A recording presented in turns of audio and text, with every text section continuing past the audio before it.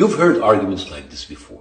Saudis, Sunnis, Shiites, Iranian-backed militants killing each other every day. Muslims are killing other Muslims. Why don't you speak about Sudan? Where is the outrage about the children in Yemen? Why don't you talk about the genocide in Congo? Why is the Gaza, the Palestinian plight at the forefront of the news?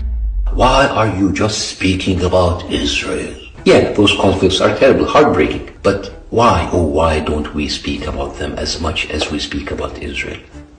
Maybe because the Congolese government doesn't take 1/5 of the US aid despite not being a third world country.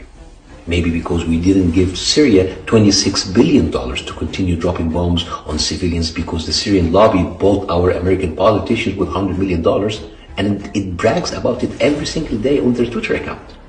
Maybe because our politicians are not listening up to the government of Yemen. America needs Israel. Humiliating themselves and the country they represent, and the people voted for them. Maybe because we didn't invite the Nigerian Prime Minister to speak to Congress while he's wanted by the ICC. Maybe because America didn't use more than 60% of its vetoes in the Security Council to protect the government of Saudi Arabia.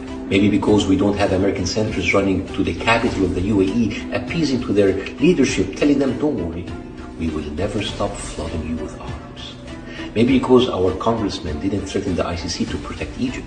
Maybe because police didn't attack hundreds of college students, brutalizing them, vilifying them, even ending their careers because they wanted their universities to divest from the Somalian regime. Maybe because we don't have 37 states with laws penalizing people who join BDS to boycott China.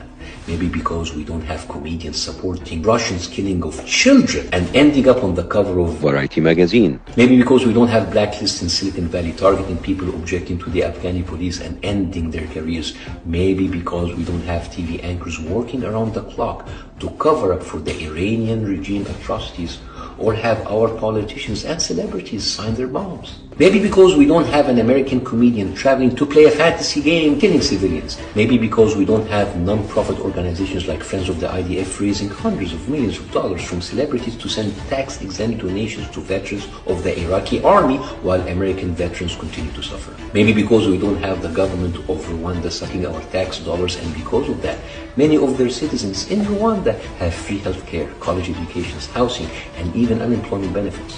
All that because of our tax money. And all that happens through bipartisan agreements every year, while here in America, the two major parties will never agree on any solutions for homelessness, healthcare, student debt, or jobs, or anything that benefits the American public.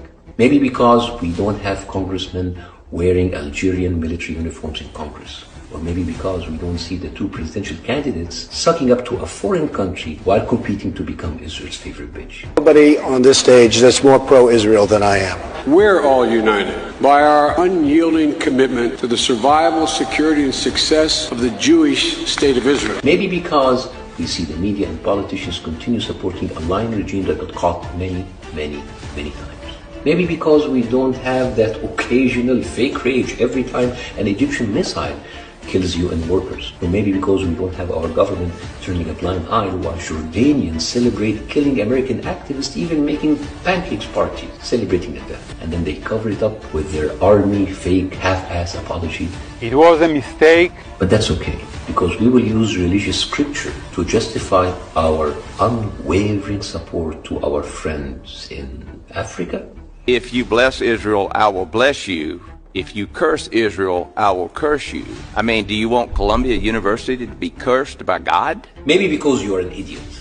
And you know that bullshit argument is a distraction. Democrats who shit on Republicans for taking money from the NRA take more money from AIPAC. And Republicans who talk about America first are more concerned about Israel's interests first. So yes, that's why we are obsessed with Israel.